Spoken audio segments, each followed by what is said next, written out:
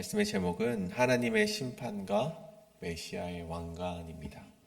하나님의 심판과 메시아의 왕관. 우리는 세상을 살면서 이 마지막이라는 단어를 듣다 보면 이 묘한 긴장감을 느끼곤 합니다. 마지막 기회, 마지막 경기, 어떤 마지막 시간, 마지막 수업. 이 마지막이라는 순간에는 이전까지의 모든 과정이 결정되어지고 드러나게 되고 이제 평가가 되는 순간이기 때문에 이 마지막이라는 순간을 우리가 접하게 될 때 우리는 함부로 그 기회를 놓치지 않곤 한다는 것이죠. 오늘 스가랴 6장을 보시면 선지자가 본 8개의 환상 가운데 드디어 마지막 환상이 우리에게 보여지고 있습니다. 첫 번째 환상, 온 땅을 순찰하는 말탄 자들로 시작하여서 오늘 마치 수미상관처럼 끝나는 마지막 순간에서도 이 말탄 자가 등장을 하는 것을 보게 됩니다. 하지만 우리 첫째 환상과 천세의 환상 때와는 사뭇 다른 느낌이죠. 첫째 환상 때에서는 그 말들이 이렇게 움직이기 시작하지만 세상이 잠잠하였다라고 합니다. 하나님께서 왜 그렇게 잠잠하게 약한 나라들을 그대로 두셨는지 답답하게 보였죠. 그러나 오늘 말씀 속에서 이 말이 등장을 하는데 좀 사뭇 다른 환경이 보여집니다. 이제는 이 말들이 병거로 변하여서 심판을 집행하는 집행자로서의 역할을 한다는 것이죠.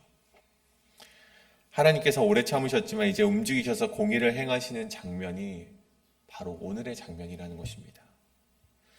그리고 오늘 말씀 가운데 한 가지 더 하나님께서 스가랴에게 말씀하시는 것이 있는데 대제사장 여호수아에게 왕관을 씌우시며 장차올 메시아가 이 왕권과 제사장직을 모두 가지게 될 것을 예고하는 장면까지도 오늘 말씀이 이야기하고 있습니다. 그래서 이것은 단지 스가랴 시대에 보여지는 환상뿐만이 아니라 앞으로 오늘날 우리에게까지 이어지는 하나님 나라에 이루어지는 과정임을 하나님께서는 계획하고 계시고 오늘날 우리에게도 여전히 동일하게 그 메시지를 전해주고 계심을 보게 된다는 것입니다. 그래서 오늘 이에 대해서 우리가 두 가지로 살펴보게 될 텐데 하나님께서는 우리를 향해서 어떠한 계획을 가지고 계신가, 그리고 우리는 그 계획에 따라서 이 땅에서 어떠한 신앙으로 살아가야 하는가, 이 두 가지를 함께 살펴보고자 합니다. 그다음에 오늘 말씀의 첫 번째, 하나님의 심판은 반드시 실행된다. 하나님의 심판은 반드시 실행된다는 것입니다. 이제까지 7개의 환상을 본 스가랴는요, 이제 최종 환상을 보게 된다고 말씀드렸습니다. 이 환상을 통해서 하나님께서는 이제 어떠한 결론을 내리시려고 하시는가를 우리가 살펴볼 수가 있습니다. 그가 본 것은 이제 첫 번째 절에 보시면 이제 2절 가운데 계속해서 보시면 두 산 사이에서 나오는 네 병거라는 이제 환상을 보게 됩니다. 여기서 나오는 산이 바로 1절에 보면 구리산이라고 되어 있죠. 그러면 성경에서 구리는요, 우리가 좀 생소할 수 있지만 보통 이제 놋이라고 이제 표현을 하는 것이 바로 구리입니다. 놋은 우리가 성경에서 비일비재하게 우리가 다루고 있죠. 근데 이 놋은요, 사실 상징하는 것이 있습니다. 그것이 무엇인가 하면 이 견고함과 불변성과 심판의 권능을 상징하는 것이 바로 구리였다는 것입니다.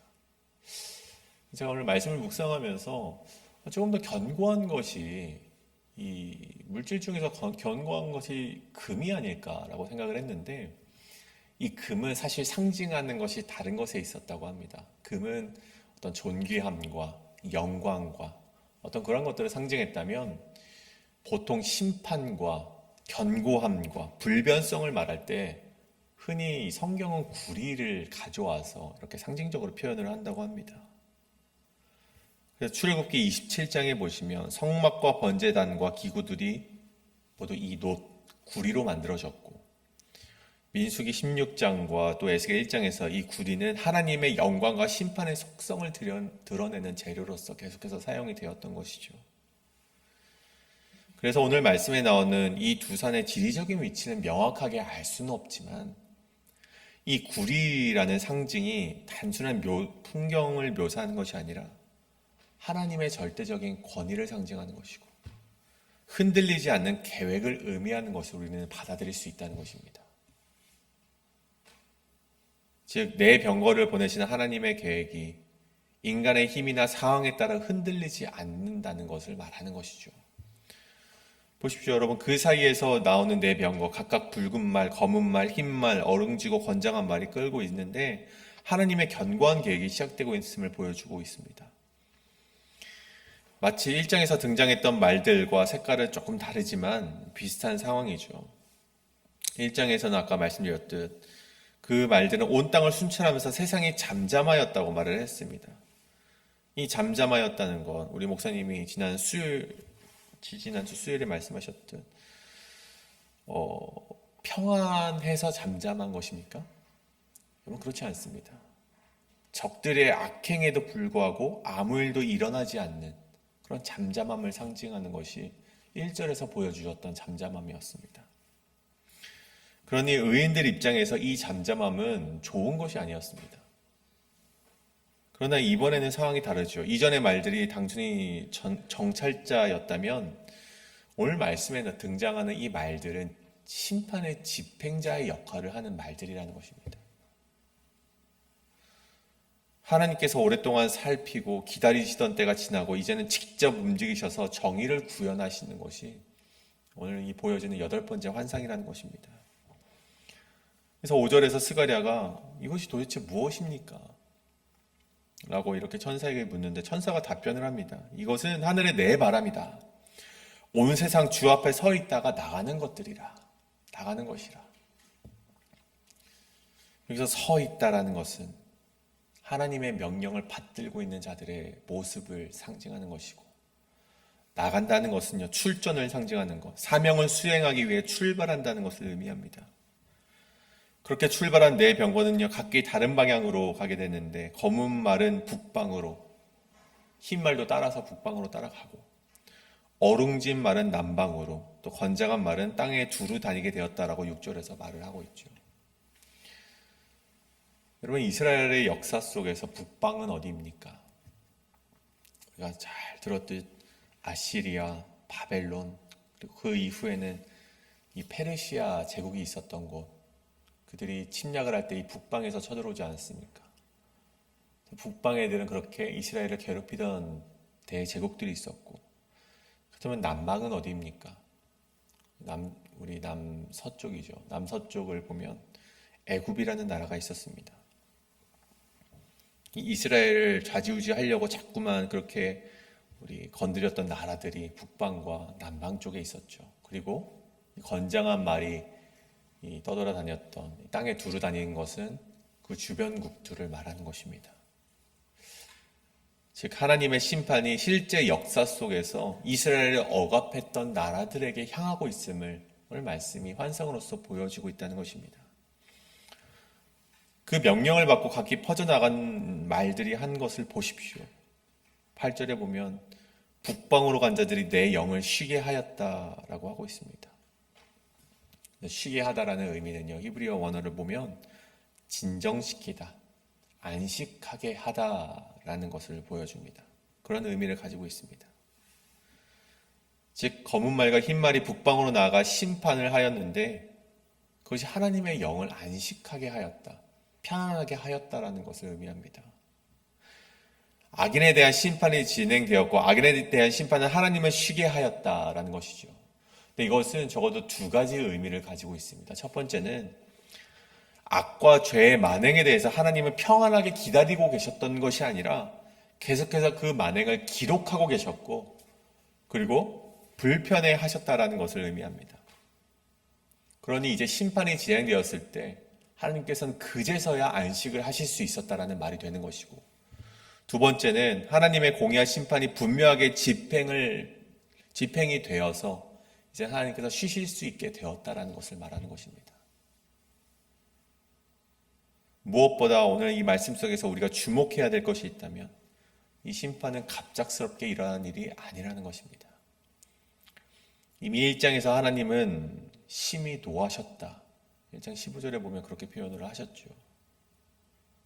그때는 심판을 즉시 실행하지 않으셨습니다. 악인들은 여전히 평안하였죠. 근데 오늘 말씀 속에서 하나님은 그때 그냥 잠잠히 두고 보신 것이 아니라 잠잠히 쉬시면서 그런 것들을 내버려 두신 것이 아니라 하나님께서 여전히 일하시고 계셨음을 오늘 여기 쉬게 하다라는 표현을 통해서 우리는 알게 되었다는 것입니다.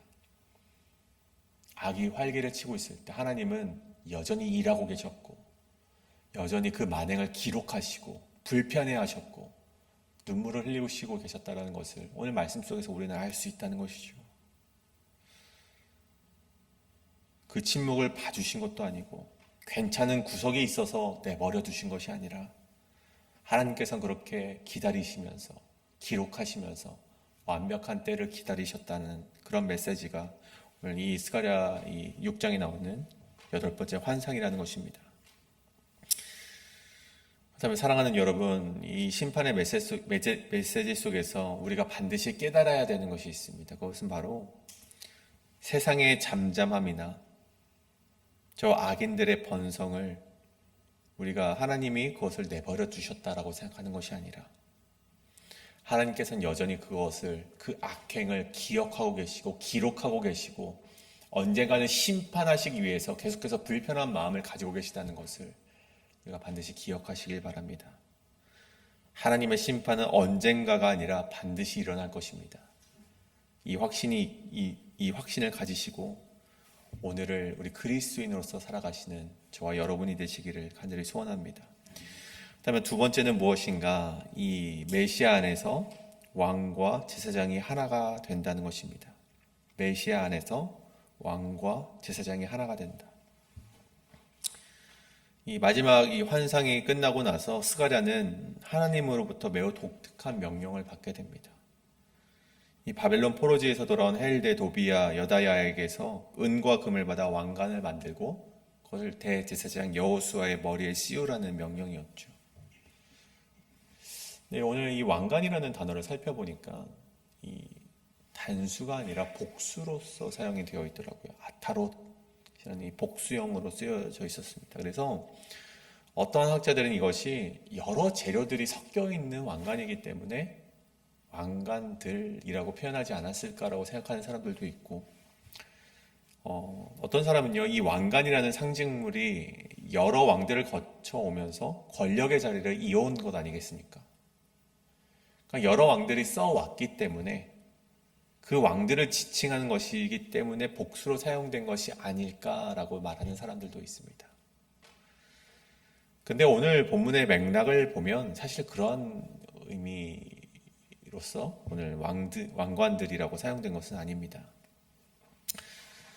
잠시 제가 좀 다른 얘기를 하자면 이 구약율법에서는요, 이 왕권과 제사장권은요 분명하게 나뉘어져 있었습니다. 철저하게 이 왕권은 다윗의 계열에게만 주어진 것이었고 제사장직은 아론 계열에게만 주어진 것이 각기의 그 직이었습니다. 그래서 사무엘상 13장에 보면 사울이 제사장의 역할을 침범하였을 때 어떻게 됩니까? 그가 하나님으로부터 미움을 받고 심판받지 않습니까? 또 역대하 26장에 보면 우시야 왕이 성소에 들어갔을 때 어떠한 일을 합니까? 그가 나병에 걸리는 일이 일어나게 됩니다. 그래서 구약의 역사를 보면 이 왕권과 제사장직의 혼동은요 결코 있어서는 안 되는 일이고 절대로 일어나서는 안 되는 일이었습니다. 조금이라도 침범한다면 하나님께서는 그것이 얼마나 위험한 것인가를 실제로 몸소 보여주셨죠. 근데 오늘 하나님께서 지금 스가랴에게 무엇라 말씀을 하십니까? 대제사장 여호수아에게 왕관을 씌우라고 명령을 하십니다. 왕이 써야 하는 왕관을 대제사장이 쓴다는 것은요 무엇입니까? 이 직분의 통합을 의미하는 것입니다.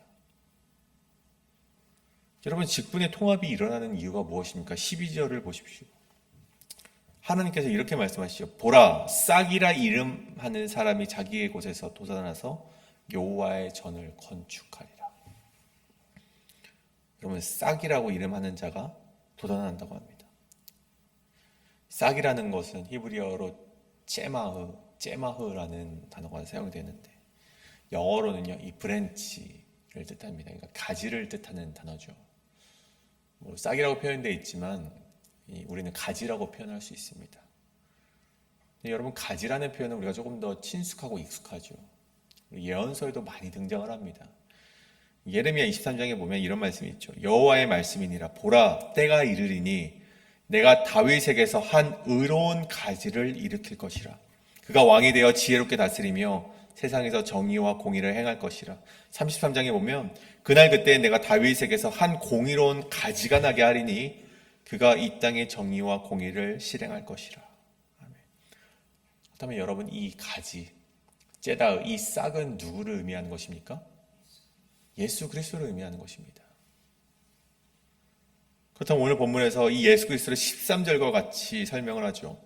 그가 여호와의 전을 건축하고 영광도 없고 그 자리에 앉아서 다스릴 것이요 또 제사장이 자기 자리에 있으리니 이 둘 사이에 평화의 의논이 있으리라 하셨다 하고, 여러분, 여기 둘 사이는요 왕권과 제사장직을 말하는 것입니다. 즉 구약의 율법에서 절대로 하나가 될 수 없었던 이 영역이 그리스도, 히브리어로 이 메시아 속에서 조화를 이루게 된다는 것입니다.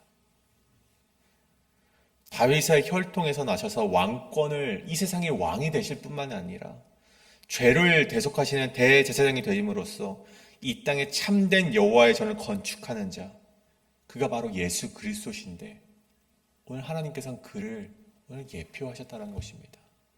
그가 올 것이다라고 예고하셨다는 것이죠. 여러분, 그가 와서 하는 일 15절을 보십시오. 먼데 있는 사람들이 와서 여호와의 전을 건축하리니라고 말씀하시는데, 결국 장차올 이 싹이 행하실 이 성전 건축의 사역이 단순히 유대인만의 것이 아니라 온 열방이 참여하는 구속의 역사임을 보여주게 된다는 것입니다. 결국 오늘 왕관을 이 대제사장 여호수아의 머리에 씌우라는 이 행동은요, 메시아 시대의 새 질서를 선포하는 하나님의 또 다른 환상이라는 것입니다. 오늘날을 살아가고 있는, 우리를 향해서 끊임없이 보여주고 계시는 그 하나님의 예표인 것이죠. 사랑하는 여러분, 스가랴는 지금 그 당시 하나님의 심판이 진행되는 역사 속에서, 그리고 메시아의 왕관이 완성되는 미래를 향한 약속 속에서 살아갔습니다. 그리고 오늘 우리도 여전히 같은 시대를 살아가고 있습니다. 물론 그때와 다른 것이 있다면 예수님께서 이미 오셨고 우리는 예수님이 오신 그 시대를 알고 있고 다시 오실 그날을 기대하며 살아가는 것이 조금은 시대적으로는 다를 수 있겠지만, 여전히 하나님께서 다시 오셔서 완전한 왕이 되실 그 시기를 기다린다는 면에선 스가랴와 같은 시대를 살아가고 있다고 말씀드릴 수 있습니다. 세상은 여전히 악하고 하나님의 공의는 더디 오는 것처럼 보이죠. 하지만 하나님께서는 이미 이 싸움의 끝을 계획하셨음을 알고 있습니다. 또 이미 이루셨고 아직 그 완성은 남아있지만 완성하실 것임을 우리는 알고 있습니다. 그렇기 때문에 오늘 우리는 이 두 가지를 반드시 기억하길 바랍니다. 첫 번째는 하나님의 심판은 반드시 임한다는 것, 그리고 하나님은 예수님을 통해 새로운 질서를 만들어 우리를 구원하시고자 계획하고 계시다는 것, 이 두 가지를 반드시 기억하시고 이 세상의 잠잠함 속에서도, 악인들이 평안을 누리는 이 세상 가운데에서도 주님의 때만을 기다리시고 더디 오는 것처럼 보이는 하나님의 손길 속에서도 하나님의 통치를 굳건히 믿으시며 오늘을 신앙 안에서 걸음을 걸어 나가시는 저와 여러분이 되시길 간절히 소원합니다. 이 시간 이 말씀에 따라서 함께 기도하며 나아가길 원합니다. 우리 이 시간 기도하실 때 하나님, 이 악한 자들이 활개를 치고 이 세상이 여전히 하나님의 뜻대로 이루어가지 않아 정말 이 슬픔 속에서도 우리가 굴하지 않고 하나님을 끝까지 의지하며 하나님의 말씀이 이루어질 것을 기대하며 나아가는 내가 되게 하여 주시옵소서라고 이 시간 함께 합심하여 기도하며 나아가시겠습니다. 기도합니다.